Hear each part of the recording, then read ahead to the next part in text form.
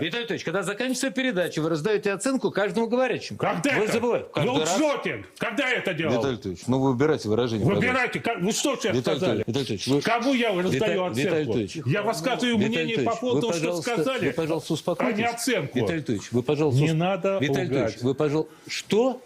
Лгать не надо. Анатольевич, Никаких Виталий оценок Анатольевич, каждому, кто... Я боюсь, нам с вами придется расстаться. Ну, вы ради бога. Если вы имеете наглость обвинять меня во лжи, вы либо не очень хорошо понимаете, что говорите, либо вы окончательно перестали понимать значение слов. Виталий Анатольевич, при всем моем уважении к вам, я никому не позволю обвинять меня во лжи.